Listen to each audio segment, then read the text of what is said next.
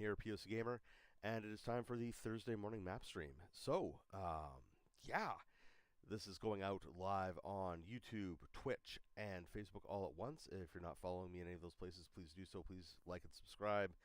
Please. helps grow everything. And shout out to my Patreon and Coffee supporters for making this all possible. And if you're not supporting me on Coffee or Patreon, please consider doing so because it helps make all of this viable. But what were we doing last week? Last day. And what are we going to be doing now? Well, the answer is straightforward. We are going to be continuing to develop this nice little map here, which is a linear campaign map. So what that means is that this map is almost entirely concerned with a simple direction of the campaign. It's not concerned with making sure that all the, like all the biomes match up, that north is always necessarily the right direction, or even that the distance between the locations is correct. It's concerned with presenting big, bold locations where we know we're going to be having adventures and things are going to be happening, and important locations in a linear fashion. So our starting point is down here in the city, moving up into our forest adventure with the optional elven area up here, crossing not a river, like this chasm that I'll be tidying up today, over to this nice little village area here, which leads to the mines, which leads to a place where you're solving a problem before you know there is one, which leads to here, which gives you access to the airship to fly over to here. Then over here, like this, I don't even know what's going on up here yet, but I like it. And then finally down into this area down here. So we're going to be tidying everything up today, making it all look nice and cool, and we'll see how it all goes. And if I sound a little bit nasally, my apologies. That's coming entirely from the simple fact that I'm still recovering from that horrible cold that was going on the other week, which is no fun. All right, so let's get to it. So first thing we're going to do is we are going to add a little bit of terrain. And basically we're going to create like a little bit of a, so it doesn't look like this is just sort of floating.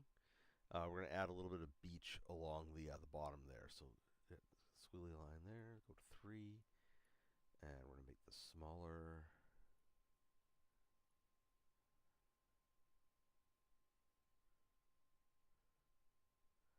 Because, like, cliffs that just come out of the ground have their place, don't get me wrong. But with this particular effect, it looks like they're just floating above the water, which isn't the effect that I'm trying to get.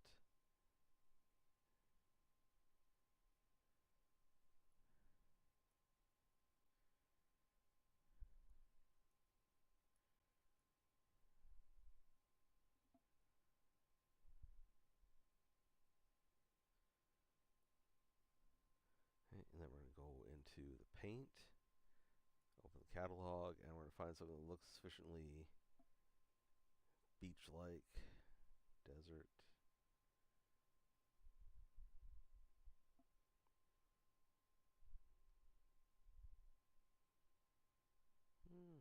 Yeah, let's go for this rocky desert. Okay, make that small. Painting the foreground. Okay.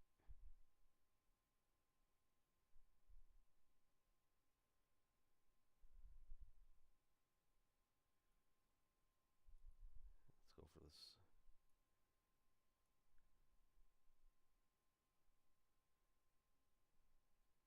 So the reason that I select the squiggly line there is to make it look like there's some variation.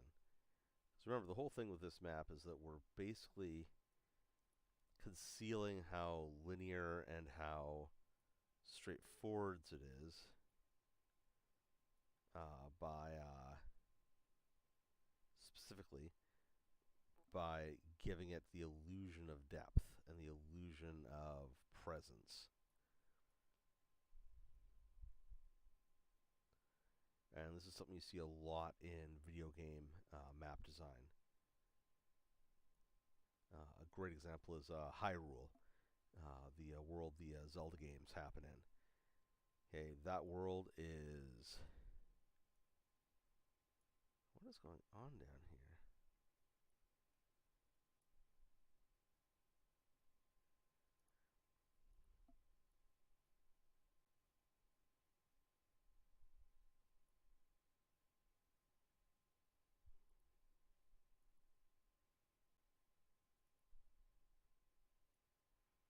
Oh, is that a hill? Okay, yeah, we'll move that hill up there.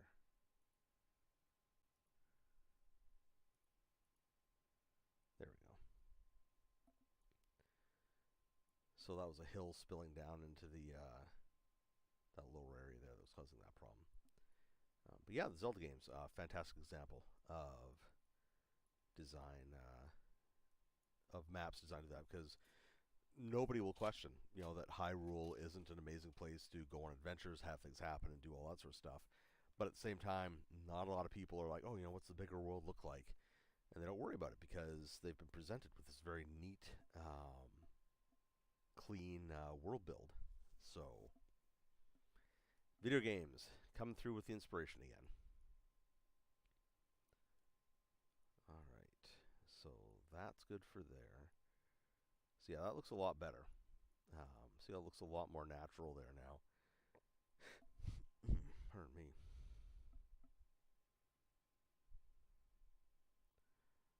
And go to paint the foreground, over the catalog.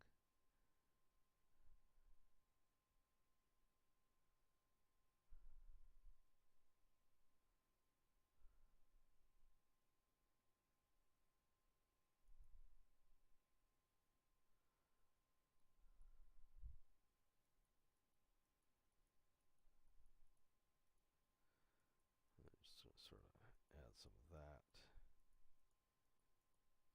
The edges of the bridge there. How does that look? Doesn't look great, but until I figure out something better to do, that's what I'll use for that location. So next up, we need to come back in here and we need to go to cliffs again. Ah, already selected. Perfect. And the reason we're going to cliffs again is because we need more cliffs. Although possibly not for the reason that some might be suspecting. So what I'm going to do is basically build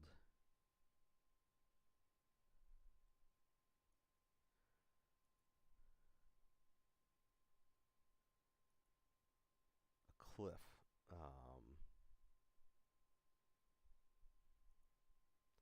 Build cliff edges coming around the entire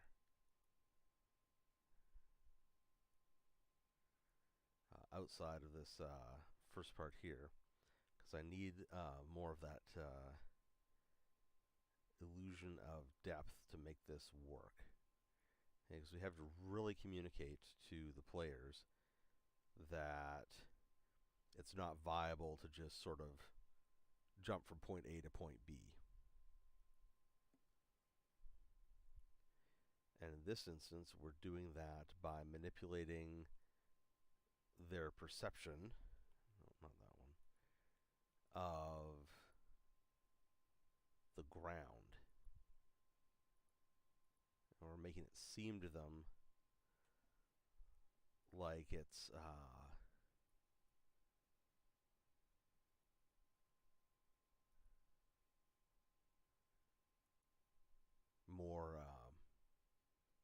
more perilous and more risky to traverse than it might actually be.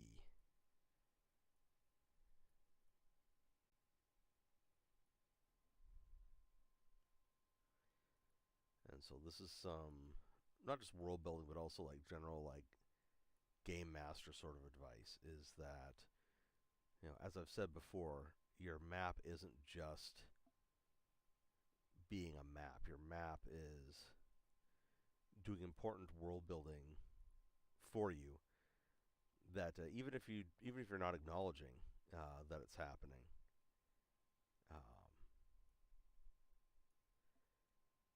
it is.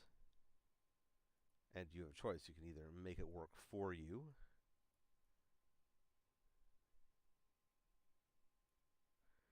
or you can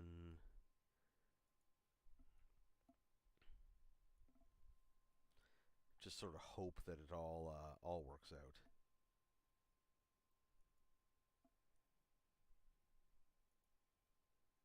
Personally, I'd rather have it work for me.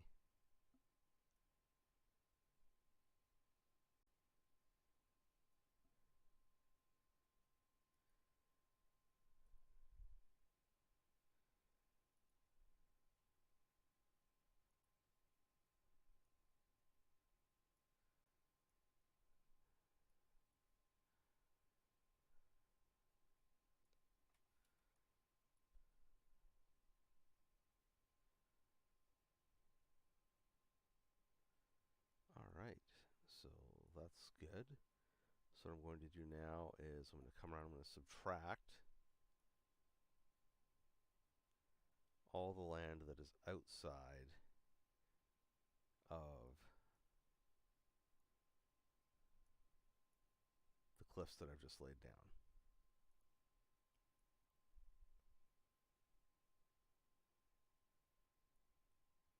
Then I'm going to realize that I forgot to lay a cliff there.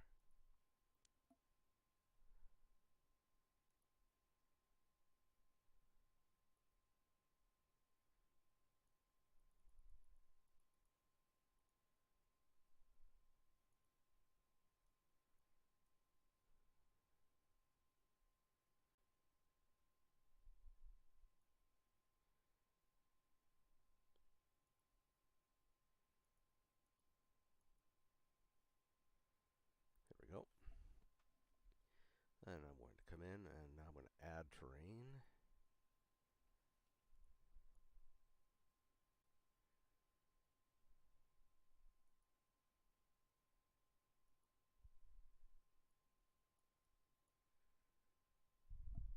And fill all that up.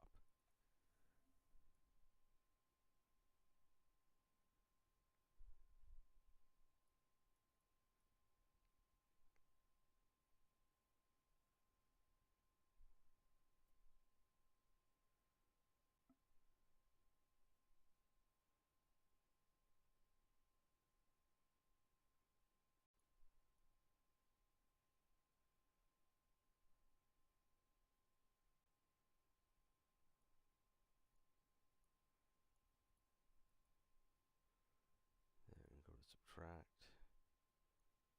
So one of those ones we're going to go back and forth between stuff a little bit, just to keep clean.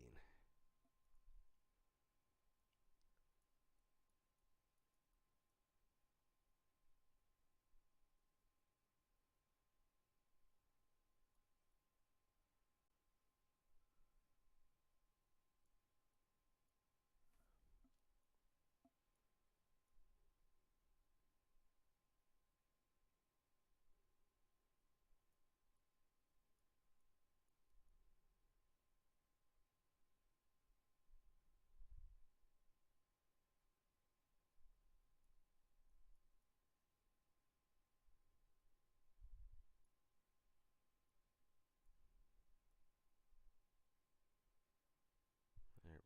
It's all coming together nicely. So D&D's in the news again. Well, not in the news, sorry. It's back in the... Oh, just going to Command Z. I hit the save button there, 100 changes. So D&D's back in the news again. Not so much the news as like people are talking about decisions they're making and trying to figure out why and all that sort of stuff. And the recent one is their announcement was the announcement that they're not going to be calling, or sorry, the D&D 1, I believe they're calling it like D&D 5.0 or something like that. And people are trying to figure out why. Why not call it 6.0? Why not stick with D&D 1? All sorts of stuff like that. And like these are all fair questions. Like 100% fair questions. And I think to understand why they're naming it that, we sort of need to dig back and look at things from the perspective that Wizards is looking at it from. And the big one is that why are they calling it 5.0 instead of 5.5. And I think the reason is pretty simple. I think the reason that they made that decision is because they want to avoid um, people making an unconscious connection between 5.5 and 3.5. Because 3.5, for those who remember it, and by remember I mean like in more than just in the sense that you know recall that it was used to create Pathfinder, that sort of thing. 3.5 was actually a fairly contentious um, edition, and people tend to forget that these days. And the reason it was contentious was because um, it had similar perception issues publicly that AD&D Second Edition had, in that you had a lot of people who had invested in the first release of it, and then suddenly there's this new release, and people sort of saw it as a bit of a money grab. They didn't see the value in it, and then there was also just the simple fact that third edition became infamous in many circles for its bloat, um, where basically there was just so much information available that it made meaningful decisions and stuff like that difficult at times. And this is fair. Like I get that. Like I personally never found it particularly bloated, but as a game master in that particular era, well, dungeon master, I guess. One of the big things that I always did was I always engaged in constraint with my players. I always said, okay, you know, these are the books that we're using. Fill your boots. And then if a player got something new, they wanted to try it out, we'd all just sort of discuss it and figure out whether we want to do it or not. So it was a little bit more collaborative than some other. Then was common, actually, is a better way to describe it at the time, because D&D was not known for its collaborative nature during that period, like at all. Quite the opposite. Hey, D&D was actually more famous at the time for its. Oh yeah, that works way better. And that rubs are okay. So, delete that. So that's why I think that there was a tendency at the time to see D&D as being this really bloated thing, was because the impression that a lot of people had was that if it was in a book, you had to allow it. And that if you didn't allow it, you were being a bad game master or a bad DM or something like that.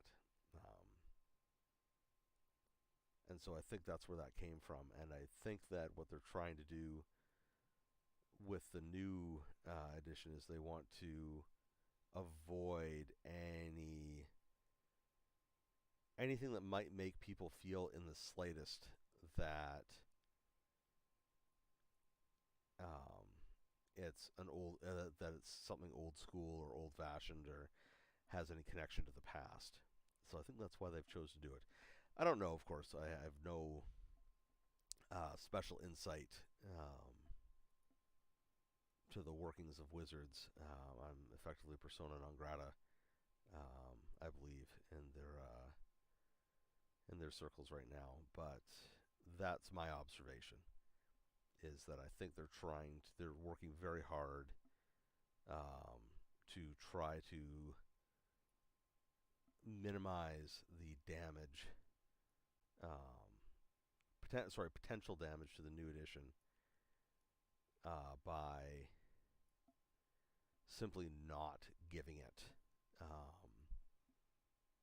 not giving anybody anything to comment about, or anything to subconsciously latch onto and say, "Oh, hey, I remember this is they did the same thing back in third edition." So that's what I think is going on with that. We shall see. We shall see. I'm also still very curious about whether or not they're still going to be releasing this new world, um, or whether or not. Or correction. Sorry, let me get my words together here. So one of the things that they announced with their initial announcement for 1D&D, or I guess 5.0 now, was that they're going to create a new world, the likes of which we had never seen before, which is a pretty bold statement. But the interpretation that myself and a lot of other critics and commenters got from it was that it sounded like they were going to be creating a new base campaign world, which would really make sense. Like, it's something that they desperately need, because the way they've handled Forgotten Realms and other stuff is really just sort of, it shows more weakness in the armor than anything else.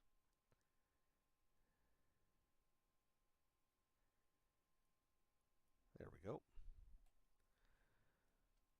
Alright, so I'm just going to hit that save button again, then we're going to look at this and then move on to the next thing.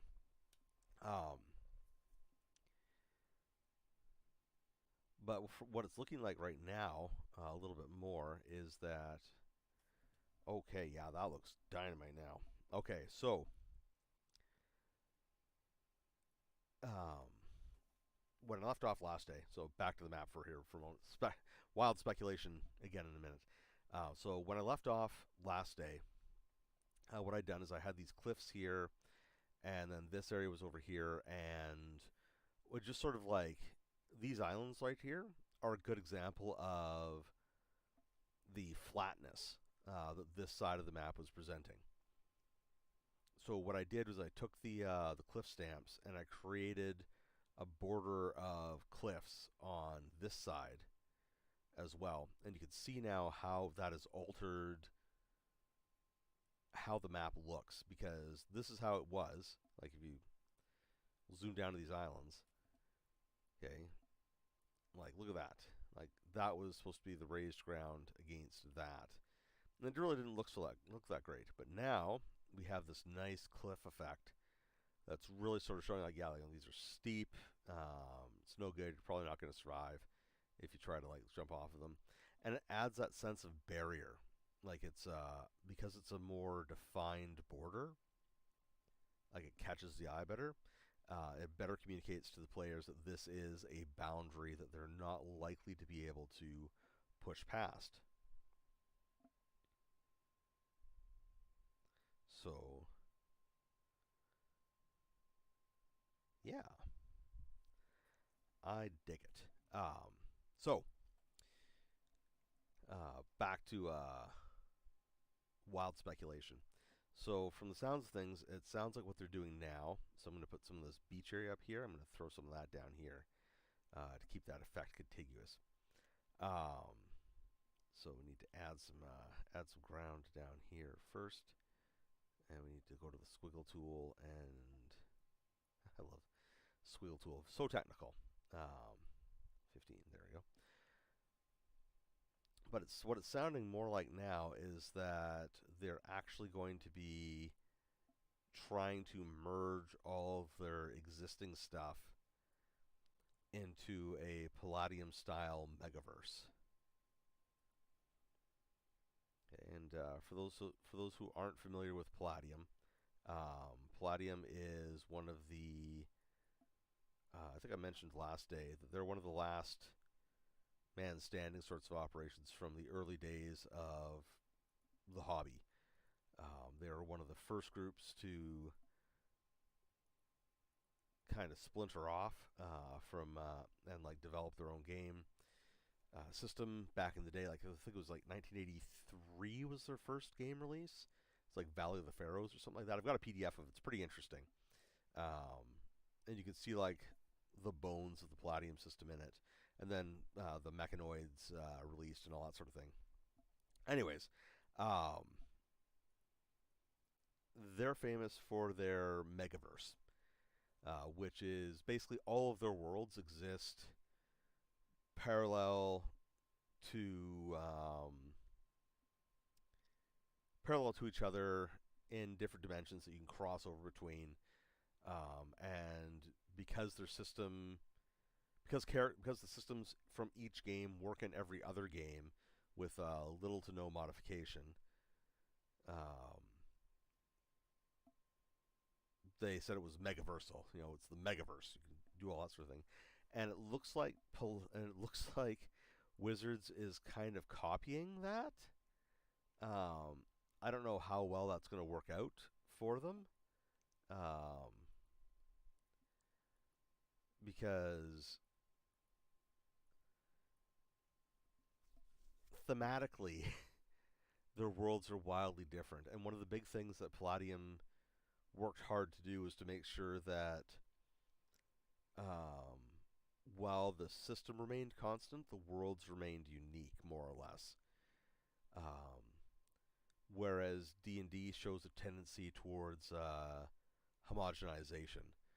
For example, a campaign setting would be released, would be extremely unique, and then as time progressed, it would come closer and closer to Greyhawk normal. Would get collapsed down to that, which was always kind of disappointing, because you get excited about a game or something like that and discover that it was sort of more of the same.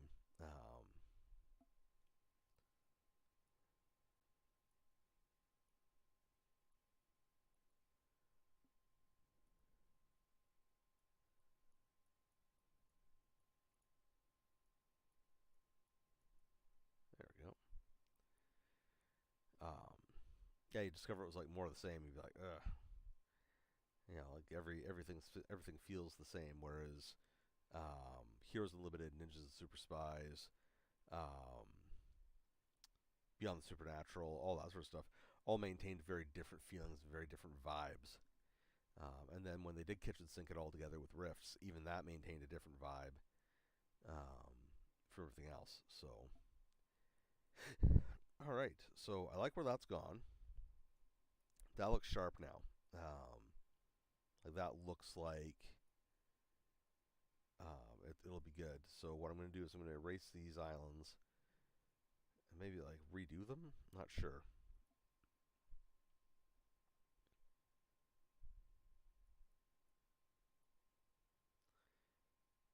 Shrink this down. Oh, I know what I could do. See if they have hills.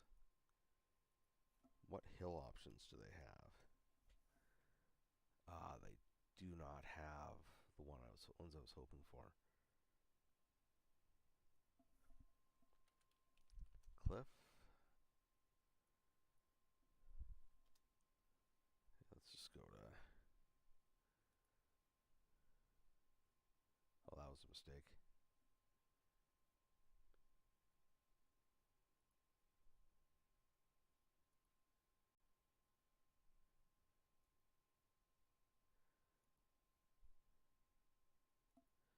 Okay, so let's go in here. Let's see what we can find.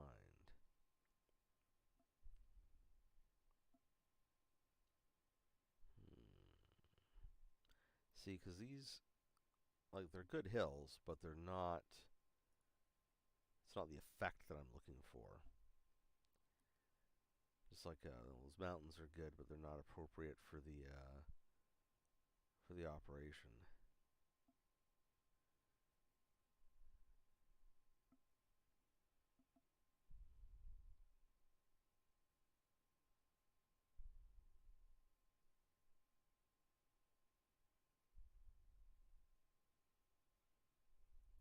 Okay, so I guess I'll have to adapt and overcome using these.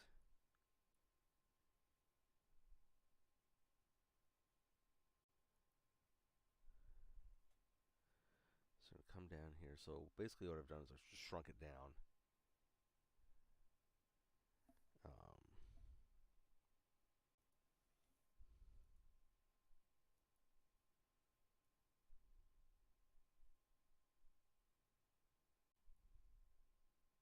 Okay, so I know what I'm going to do. I'm going to erase those. Then I'm going to subtract all that.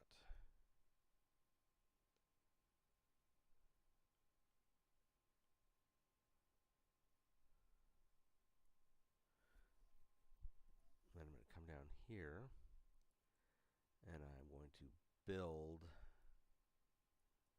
out an island using the same sort of effect here.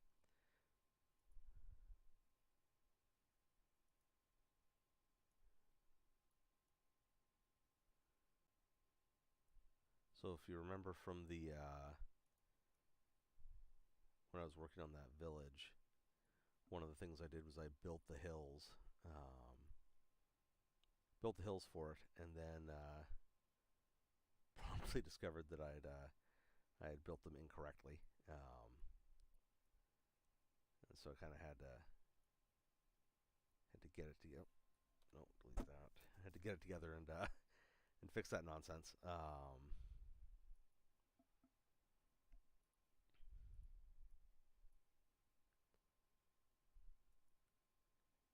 But what I'm going to do here is very similar. So I'm going to build an island, then I'm going to fill it in, and then I'll build another little island and fill it in, and that way they'll match the general feeling of the or not feeling, the look of the larger map.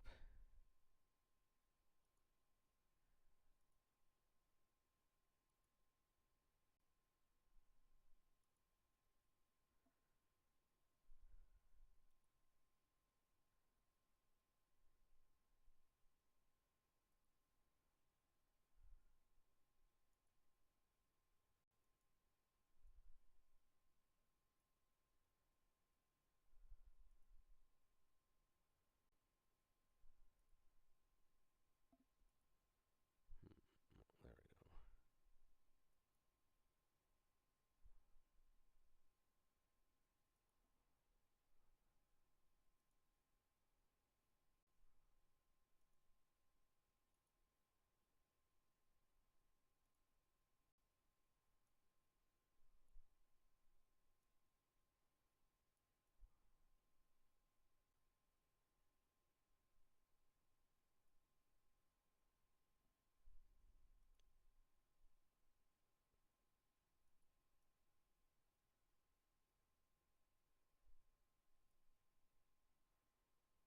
Got a little island of adventure going on here. Then I'm going to leave this little area here. That's going to be where you can like come up from the beach to get to it.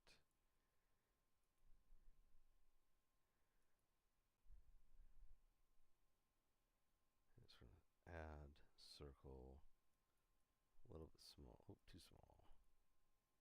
There we go. Yeah.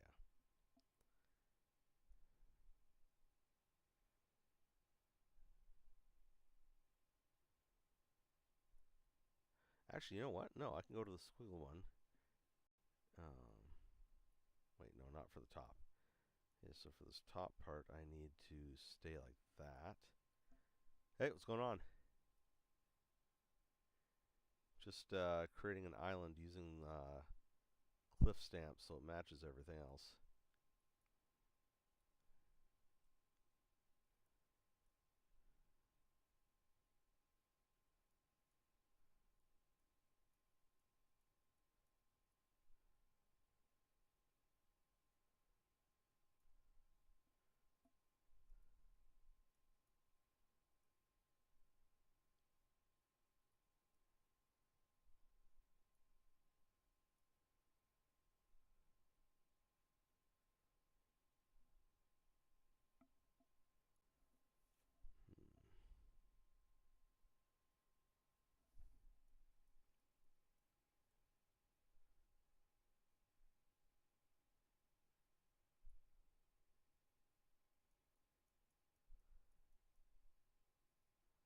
There we go. Nice. Idle McCain Magic School Simulator. That's fun.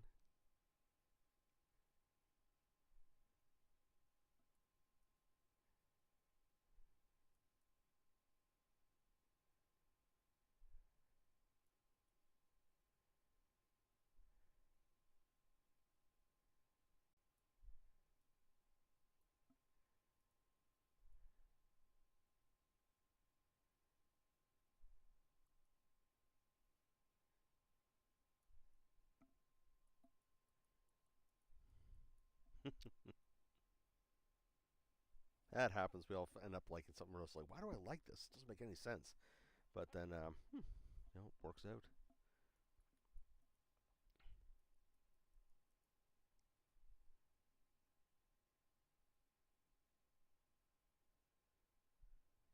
So I need to come around, subtract, really small, zoom right in.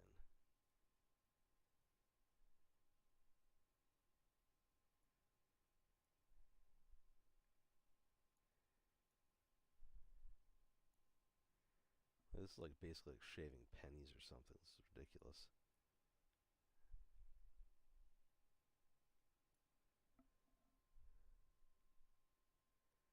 Let's see here. Pretty sure you've answered this before.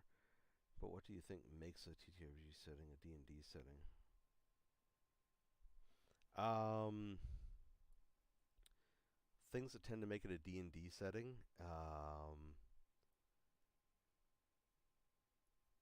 The first thing I would say would be I don't think I actually have answered this before. That's a good question. The first thing is silo. Oh, turn it all the way up, and I can barely hear you. Okay.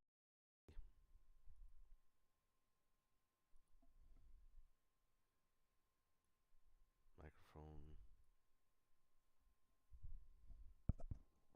Move that closer. Audio monitoring.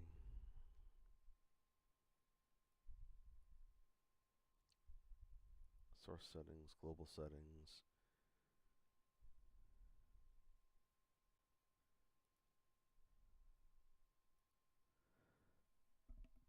All right. Does that sound better?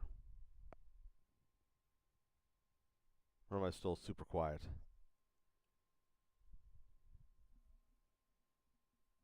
Okay, so this thing's at maximum. Not there. Okay, hang on a moment.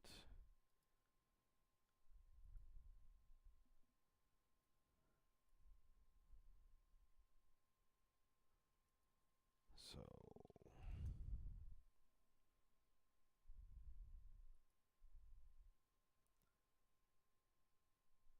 okay.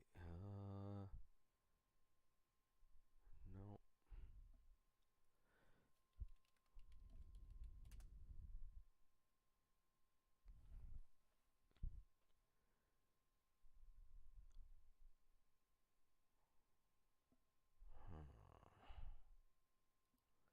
So I'm just going into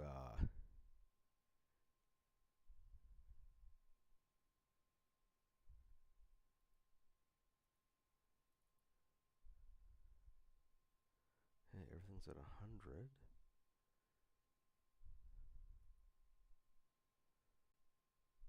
USB audio check.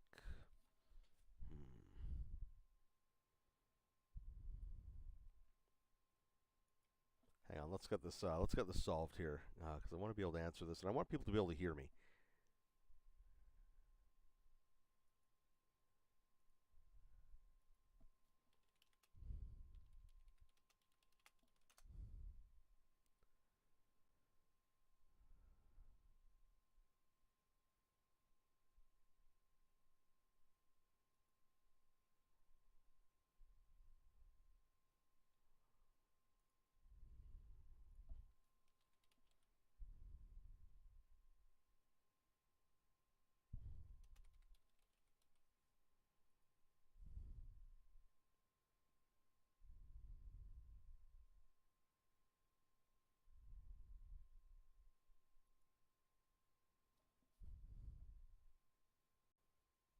Okay, got that input.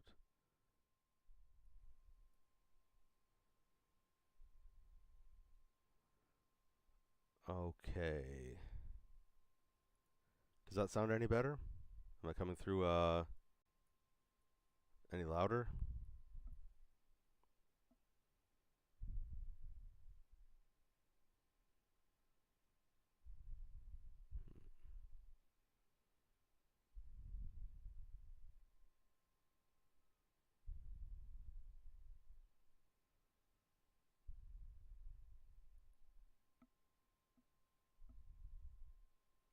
Yeah, I don't understand why it's doing that. So, like at my end, I've got it's turned up to maximum.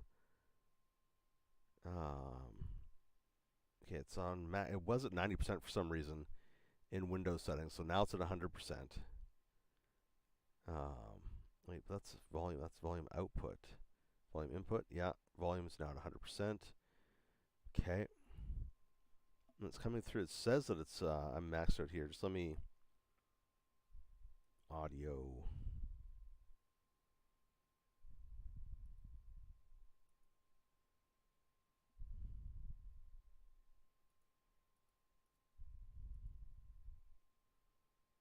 Output audio is here. Stereo. I don't see. Yeah, everything should be. Yeah, it's at 100% too here in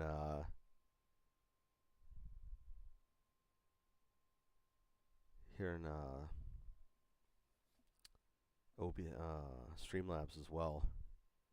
So I will dig into that more, and I will increase the voice or the volume that I'm actually talking at in order to make up for it for now, because that is ridiculous. I don't understand why it's doing that. Slow mode is slow. Loud and clear for me. Okay. All right. So, what makes a campaign setting a D&D setting aside from, being made by tendency towards homogenization? Oh, that's harsh. I hate it when connectivity issues are the bane of my existence. I hate that. Stuff that makes D&D a D&D setting. The first thing is that the worlds tend to be epic in scope. Like the time frames that they're operating in are huge, but there's no significant technological or societal advancement. Pretty much everything ranges from the Dark Ages, or what's called the Dark Ages in popular culture, to the Renaissance. Everything's all smashed together. There's no cultural exchange that occurs, and it pretty much what are some other stuff? Some other aspects. You encounter um, things. Well, things don't make sense much in them. So, for example, you'll have like a chaotic neutral somehow nation that is directly beside a lawful good one, and they're like happy trade partners and stuff like that. Um, most D&D worlds are rooted in Tolkien and Gygax's perception of Tolkien's worlds. So, or Tolkien's world. So, it's usually a rise of humanity going on. So there's like humans are rising, and everybody else is sort of like dying off. What's it? Magic is written as rare, but is incredibly common, if not like a necessity of life.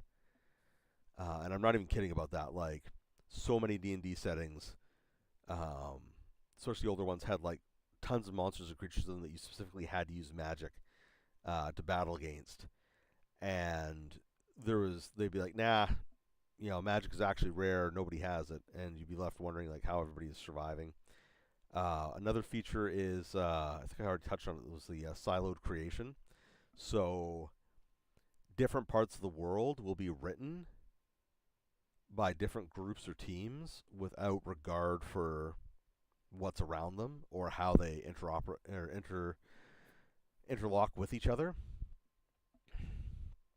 And then there's some other stuff, and this is where it gets kind of muddy, because at the same time, that Gygax was sort of laying out the basic ideas of what would like undergird most D&D worlds and D&D type worlds. You also had um, video games like I think it was called Wizards or something like that, that was pioneering other aspects.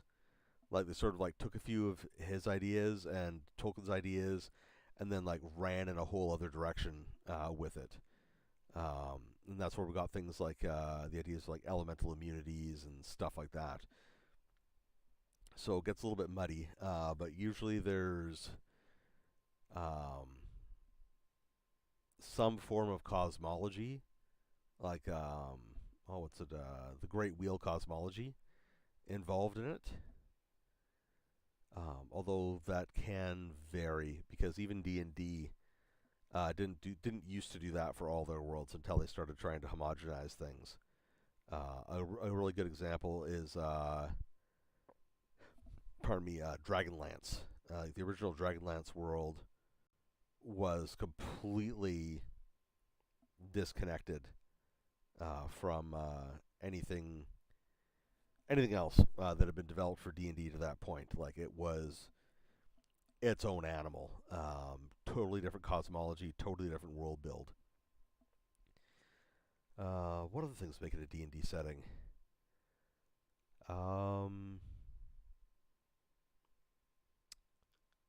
Adventurers are just allowed to like roam wild and free.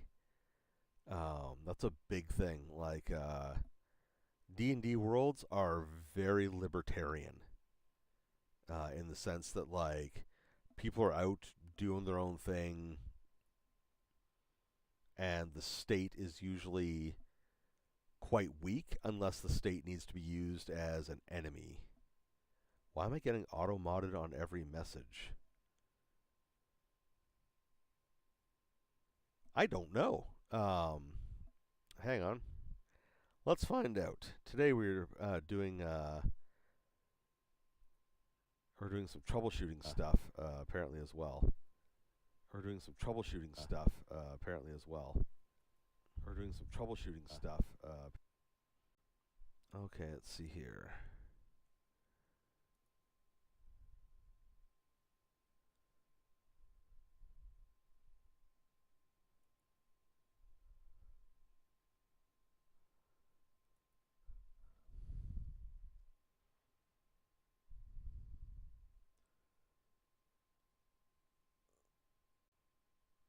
Okay, let's see here.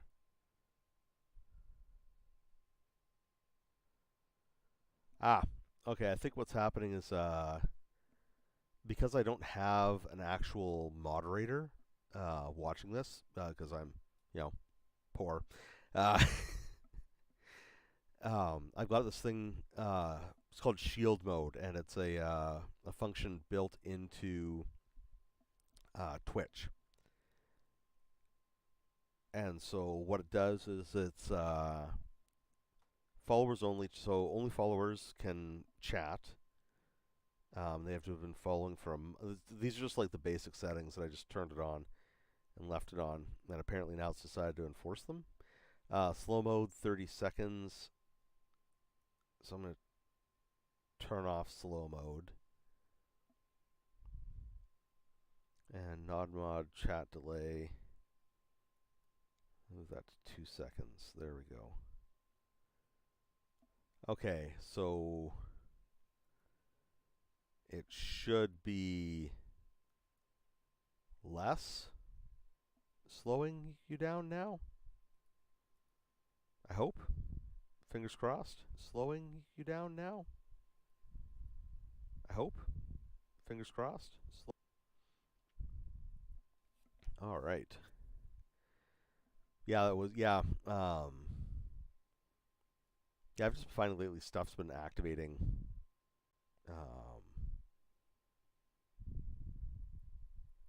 and working more, which I guess is good, but still disconcerting because like stuff that I've turned on ages ago is now all of a sudden deciding it's time to go. Okay, so we got this.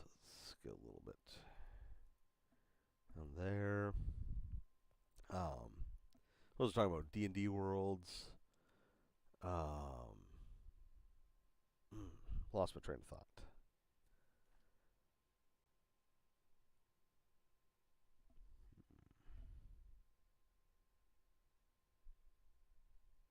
Yes, great tree cosmology.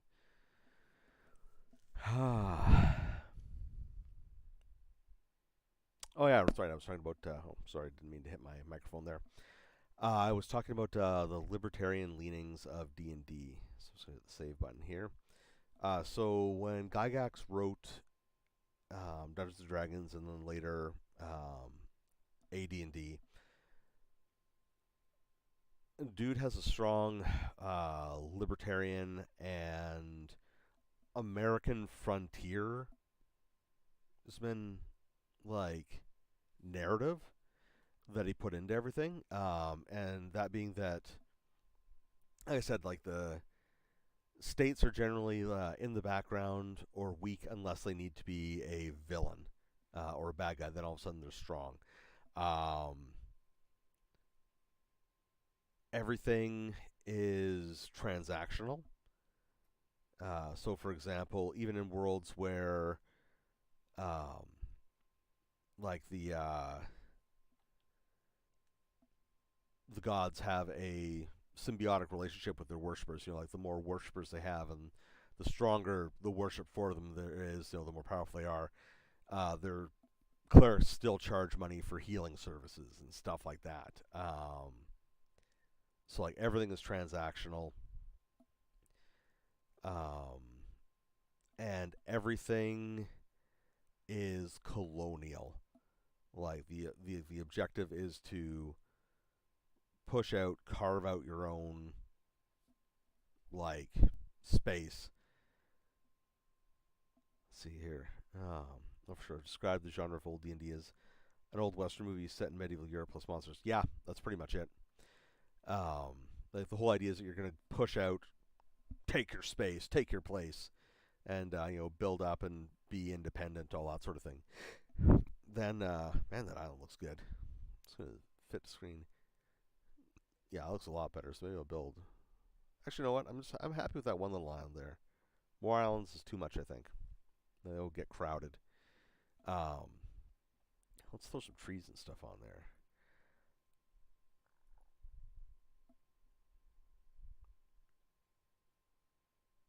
Let's see here. And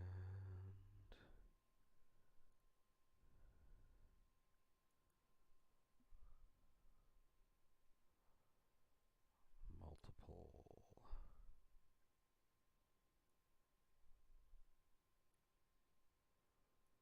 Oh no, size is 39.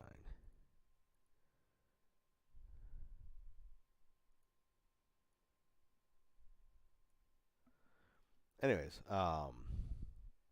yeah, describing an old Western movie set in medieval Europe plus monsters is really accurate. And that actually brings up another part of D&D that doesn't get us very much attention, and that is um, the other thing that makes a D&D world to me is that it is almost invariably a perception of our real world past that has monsters and magic bolted onto it, but where the monsters and magic bolted onto it have had no culturally altering effects. So, for example, a castle built in a place where dragons, griffins, or whatever flying monsters are a threat will be built like a conventional real world castle and have no air defense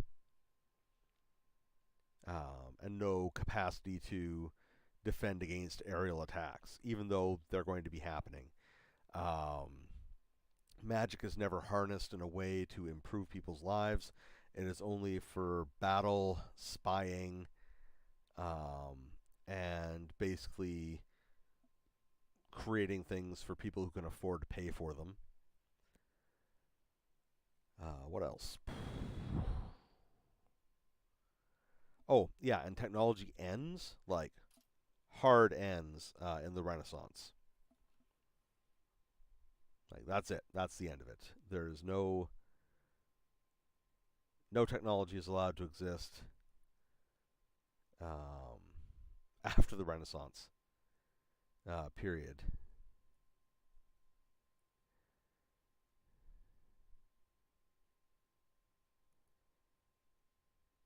Whoa.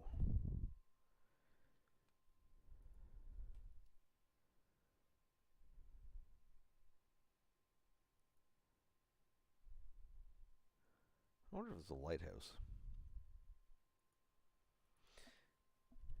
So those are some things that distinguish a D&D. Oh,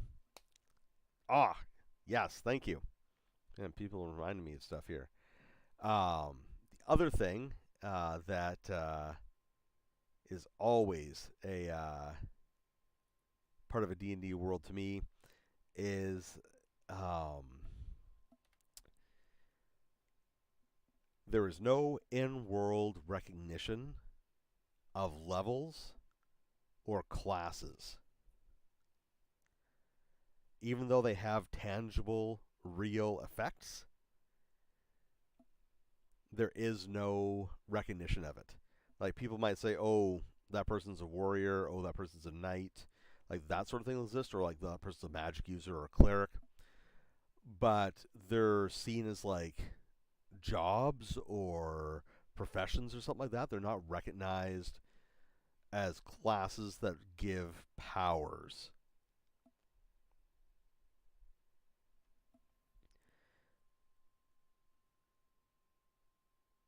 See here, I feel like in the 90s, a lot of those assumptions tropes started to change a bit. And you got Eberron, after all, and Modern Forgotten Realms has changed a lot of theirs. So I'll give Eberron some credit. Eberron still functionally, like technology functionally ends in a.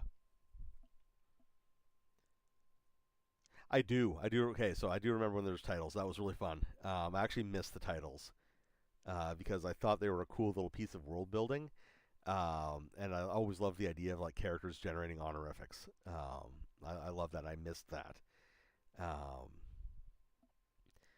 and it was. I wish that was something that they had brought forwards into future games. But back so Eberron, I'll give it credit. Eberron is dungeon punk D&D. I wouldn't go so far as to call it like Magitech, but it does at least explore a little bit about things. Um, so I would say it's almost an outlier as far as D&D worlds, official D&D worlds go. The Forgotten Realms, though, has not changed significantly um, at all, which is really like it sounds surprising, but um, when you look at it,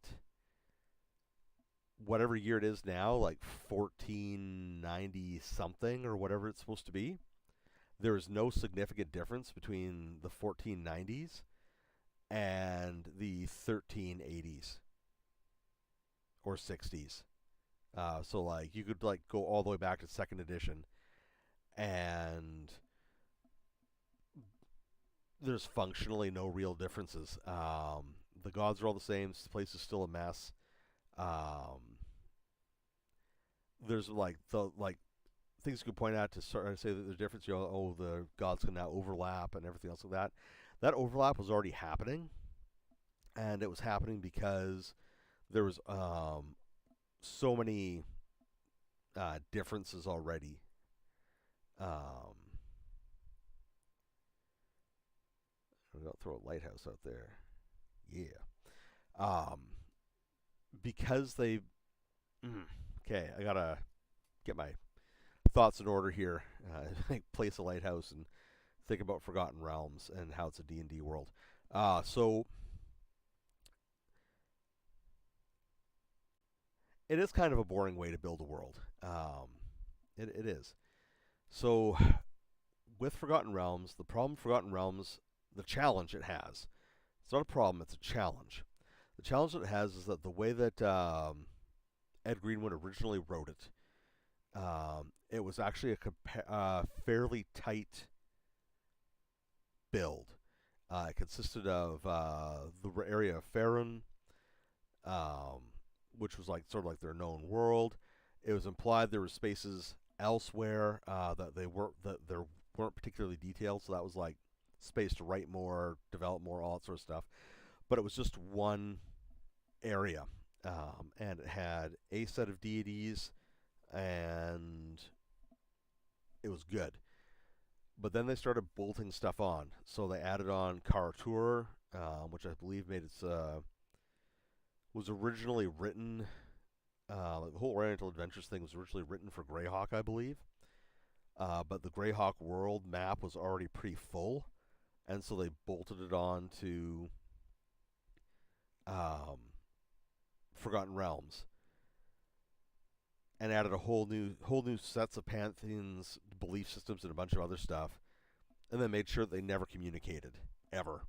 Then they added Zakara to it, which was the their Arabian Nights adventure campaign setting with Al Qadim. That's it, Al Qadim. And again, it brought a whole new suite of notes to the operation, like an entire enlightened way of life, where like you had like humans, orcs, ogres, and trolls all living together in this like super enlightened civilization and stuff. You weren't allowed to play any of them, but they were there. And again, cut off, not allowed to communicate with anybody else. And then they added Mazda, which was the only non-European part of the world you were allowed to access easily.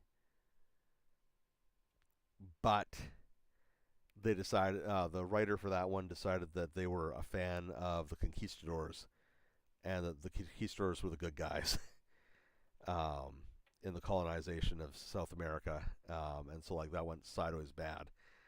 And then of course you had Chult and all that sort of stuff. But yeah, it was basically they just kept on smashing things together until it became this sort of unwieldy mess.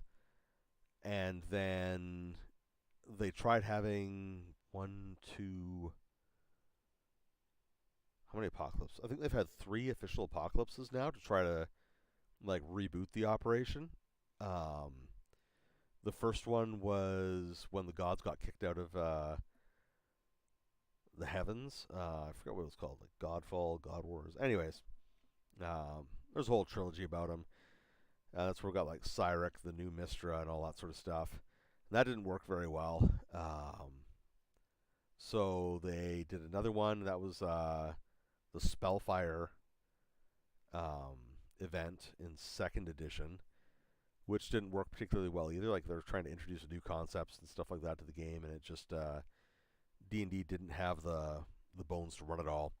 And then the final one was the 4th edition Apocalypse, where they basically like took what I think they wanted to create for a fantasy world and just templated that over the Forgotten Realms, and like smashed the place up. So I like that. I like that lighthouse. That's nice.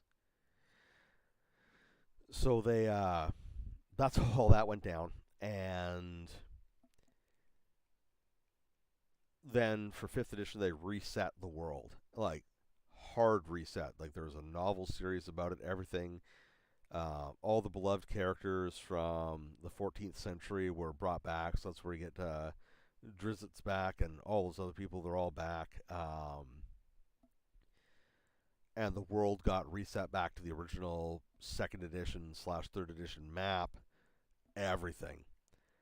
And now it's a stagnant world. Like there's been no change and no... Sorry.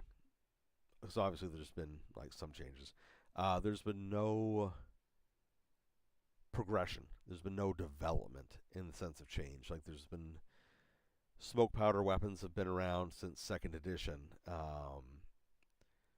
Submarines have been around since the same thing. Like all the stuff that feels new today in Forgotten Realms is pretty much just wizards bringing up forgotten or like niche bits of old information and saying, "Hey, this is new and exciting." for the realms. Eberron is legitimately creative. Like, I'll give Keith Baker full credit.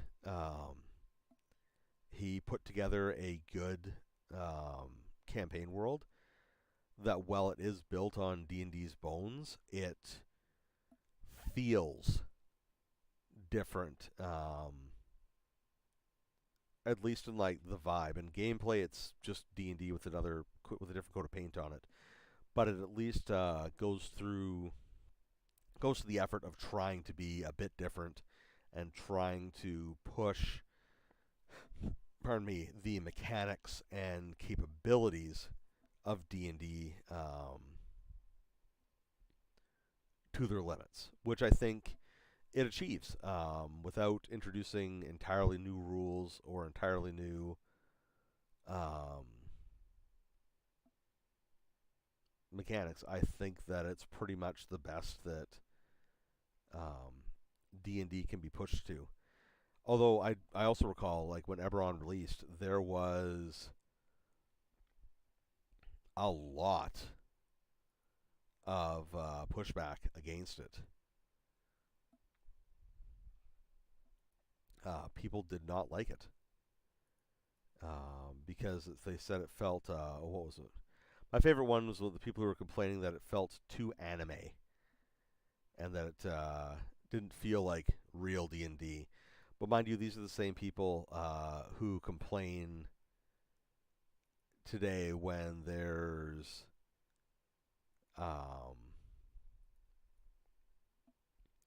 like, they're the same people who are complaining today when they saw the D&D movie and there's like a cat person in it, or like an animal, like a beast folk person or a beast folk.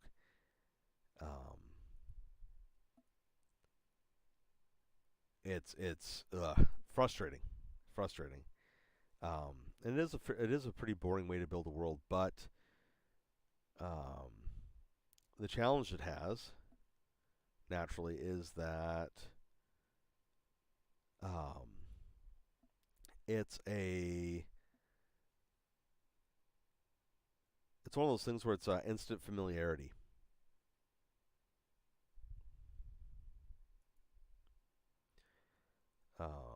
Instant familiarity. Is that about the size of one of these little houses?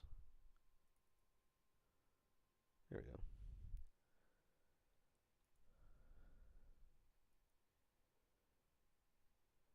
And that familiarity is important because there are a lot of people out there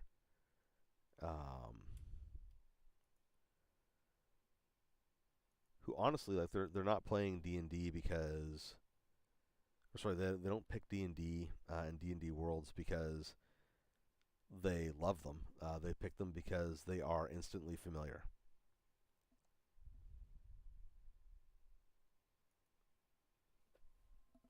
And because they're instantly familiar, they don't have to think about it. They don't have to worry about it.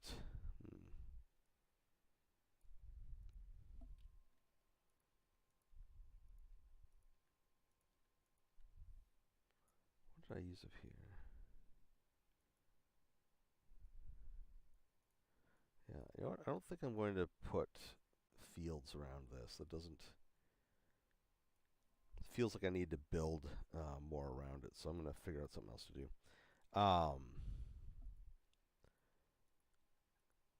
Like, for all complaints that people have, myself included, about like how Wizards runs things and stuff like that, and how other people create worlds, there is value in a familiar world, because we are so very well conditioned by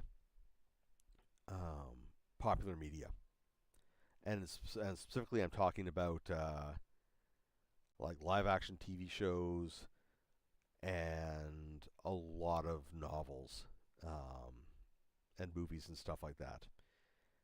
And this is why I've written posts in the past about anime series that I think that people should check out if you're looking for inspiration in your fantasy worlds. And the reason being is that I'm finding more and more that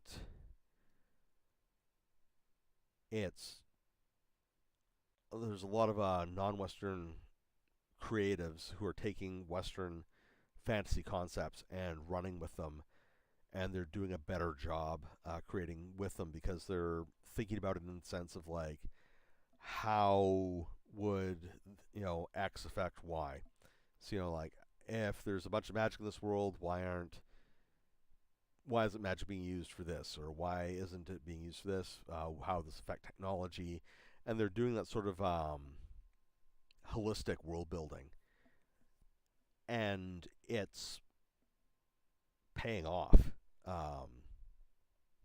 Because we're seeing more and more fantasy series now coming out, and it's very easy to get into it because you recognize, like, okay, that character, they're this, they're this, they're this. But then at the same time, the world building that's behind it and the worlds behind it are getting more creative. And like, there's a whole. I'm actually really curious because one of the things I saw recently on YouTube was that for the first time in ages, Wizards is going to be doing a localization of D&D for Japan. And just like for perspective, the last time, I'm just going to search Village. The last time that I'm aware that there was a true localization, and so by localization I mean like it's not just the translation work, but like the art and everything is being changed as well, to try to make it more appealing to the Japanese market. And the last time, as far as I know, this happened was BX. In fact, there's a website you can go to. Hang on a second. What's it called?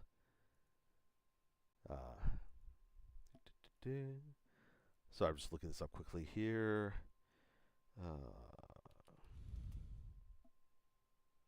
So here, basic D&D Japan art. There we go. Yeah.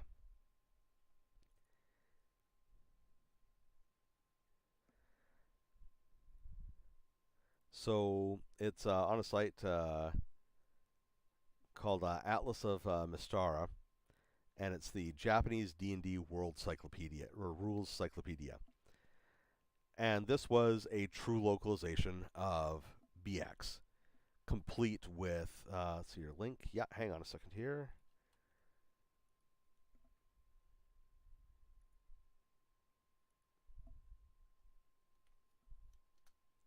There you go.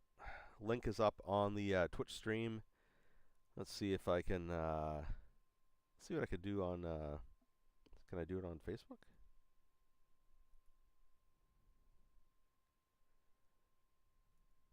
Okay. Oh, I can. Nice. And then I'll go do it on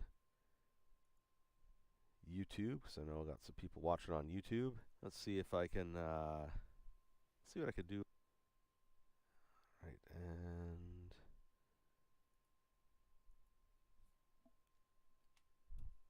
there we go. Sharing links everywhere. Yeah. So if you go follow that link, it'll yeah. This was as far as I know, this was the last true localization of D&D. And I think it's beautiful. Like, not only is the art nice, like it's definitely that, like early '80s, mid '80s fantasy style of manga art. But the other thing I think is really cool about it is that this introduced the idea of iconic characters before iconic characters were even a concept.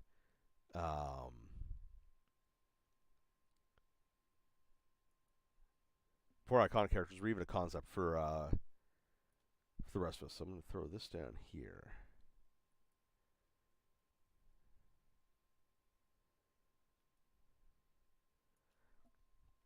Like, if you look through, like, they've got, thief, dwarf, cleric, magic user, elf, halflings, and fighters. And then as you scroll down, you see the art throughout the entire book. They're using these iconic characters every time party members need to be shown.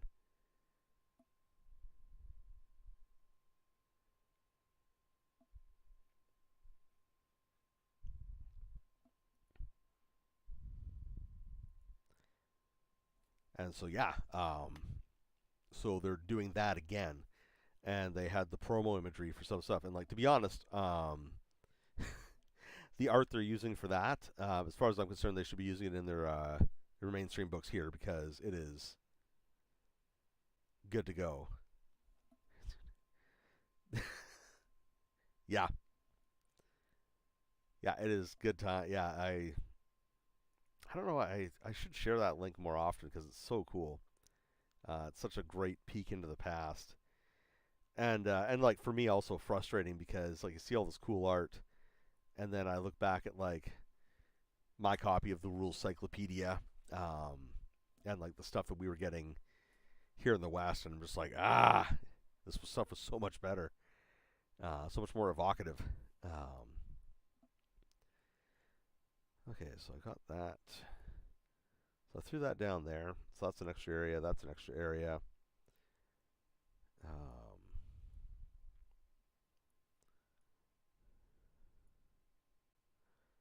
Okay, so this is too much.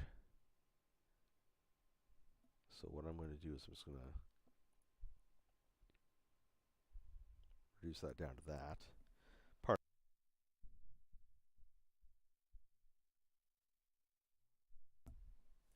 There we go.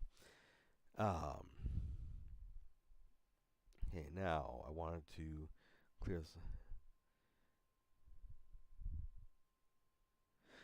Yeah, I would like the digest Tankabon or A5 size books. I wish they do like just here beside me. I've got before Palladium like burned every bridge they had with Robotech. They produced these like manga editions of their new edition of the Robotech RPG,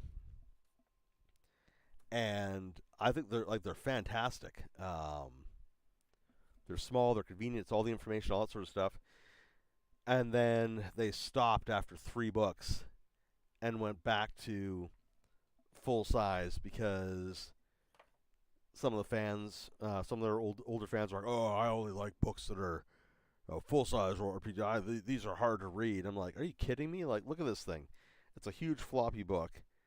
Um, it's like reading a magazine, and the layout is no better. Like, stuff is scattered all over the place in here as well. Like, heaven forbid that you have to look at, two, maybe a third page to get all the information for something." Yeah, I remember seeing those the fourth edition encyclopedia. I thought it. Well, I didn't enjoy fourth edition. I did think it was a really good idea that they published in that format.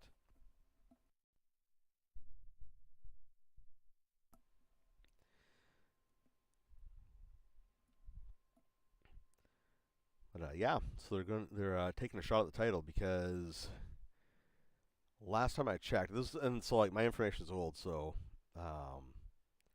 this may have changed, but like the two top RPGs in Japan were Sword World, um, and then what was the other one? Sword World and Call of Cthulhu. This was a few years ago, and things may have changed since then. Sorry, I just got a bad cough right now. I need to cough for some reason.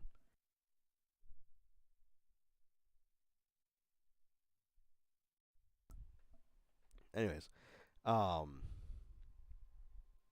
yeah, so I'm just going to make this whole area dark. I just want to emphasize how awful this whole area up here is.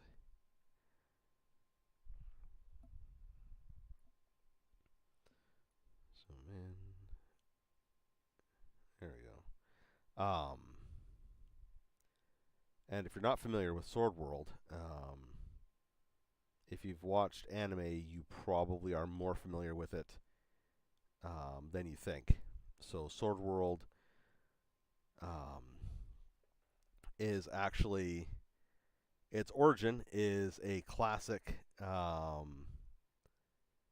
in the tabletop RPG world. It's Dungeons and Dragons isn't doing everything we need it to do. How can we make it do what I need it to do? So back in the day, basically D&D had made it over to Japan. It gained some popularity, especially when people started publishing actual plays, like light novels. And apparently these things were like hilarious because it wasn't just like the adventure; it included stuff the players were doing. So the players like, yeah, I gotta go get a beer or something like that, or I'm going to go out and take a break, and I'll be back in a few minutes. That was included in it, so it was like a almost like a live stream being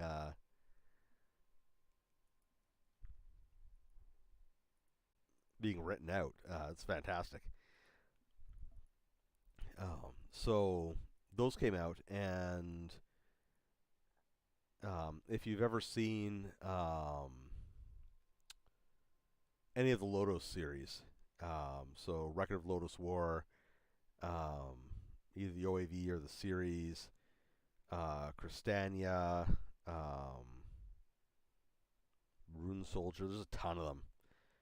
All of those came from the like the this D&D campaign that would evolve into Sword World. And Sword World is where we get a lot of our sort of like the anime tropes for fantasy. Like that's where they came from. It's really cool, and it's just got its second edition. I think like 5 or 6 years ago or something like that, and it's still hugely popular in Japan. But so it looks like Wizards are taking a shot at the title to try to get on top over Japan. So it'll be interesting to see how that works out for them.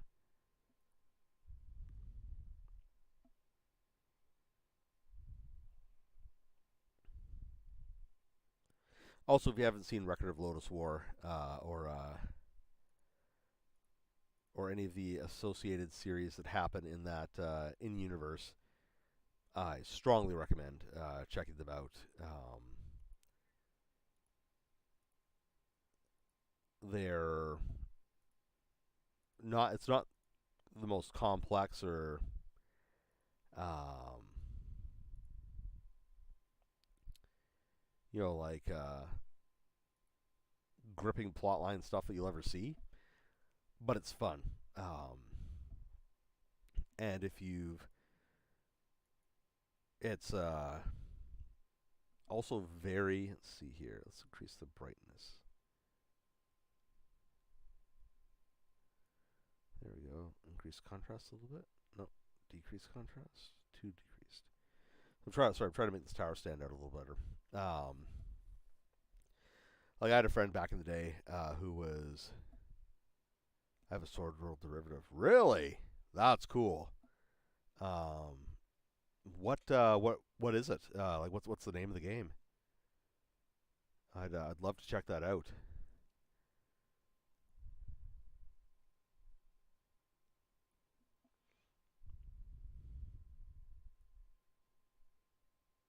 Oh, there we go. Increase saturation. Ah, now we're talking.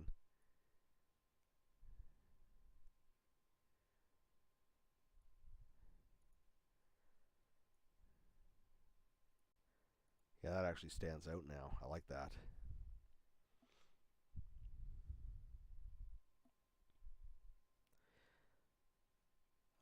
Anyways, yeah, back in the day, so this is like late 1990s, and it was that period where um,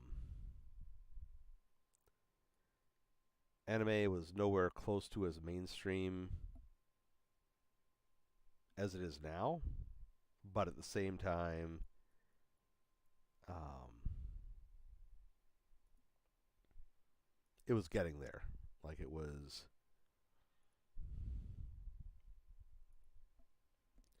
starting to get more mainstream penetration. Mainstream in the like North America, like Western mainstream, like anime was a staple already in Japan, I would assume, or at least like more accepted there. But like the night, man, I'm feeling old again. So one of the big things about Seems like it was always rather mainstream trend. Yeah, exactly. Um, so in the '90s, in the West, like so, this is we're talking like North America, Canada, the U.S., Canada, where I am. Anime or Japanimation, as as it was called at the time, or Japanime. Good, ugh, it's gross. Anyways, it was a real mixed bag because there were some series that people. Oh, Konosuba tier. Okay, I'm gonna check that out. Thank you.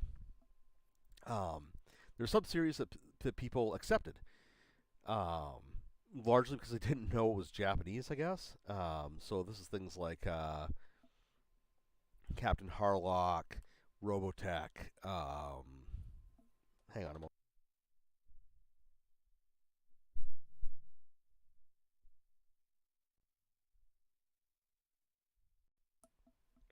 Oh, that was awful.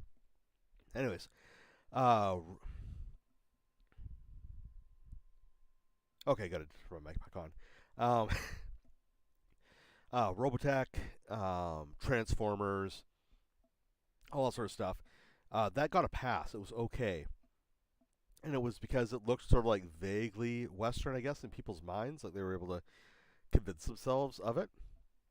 But um, other anime, like there's a lot of hostility from a lot of D&D people I knew towards anime, and it was the same hostility they had towards um, incorporating like any sort of like non-Tolkien fantasy influences into a game, um, against like beast folk characters. It's like any character that wasn't a human or, in some cases, an orc. Oddly, yeah, like it was messed up, and it was just I don't know why there was hostility because all of my anime friends all played role playing games, but it was only like my D&D friends that ever like talk smack about anime. It was weird. Anyway, so I had a D&D friend, and I was like, "Hey, you should check this out." And he was like, "Okay, man, but I don't like anime. I'll watch it." He watched Record of Lodoss War, and he's like, "This is D&D." I'm like, "Yeah, I think it's based on D&D or something." So I had no idea. It's late '90s. The internet's functionally brand new at that point to us, so it's not like Wikipedia was there for me to look it up on. And yeah, he just gets like real excited, and from there on, he was a fan. It was really cool. And now there's so many more series and so many more cool things coming out. Like I get excited every season with Crunchyroll, seeing what new stuff's going to come out. So, all right. But we've come up. It's 90 minutes. Nice. Okay, so I'm going to hit the save button. And yeah, wow, great conversation today. Good questions, everybody. Love this.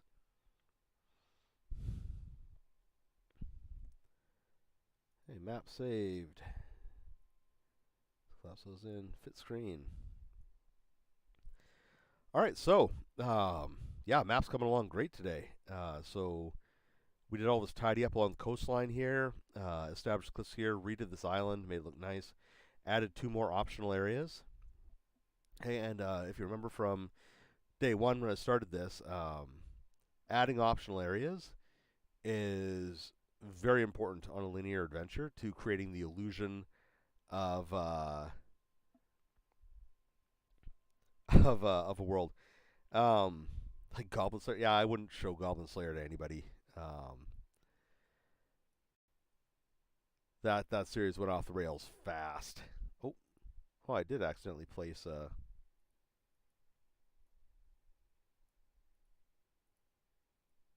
Okay, there's a house in there somewhere that I can't select. All right, I'll solve that problem later.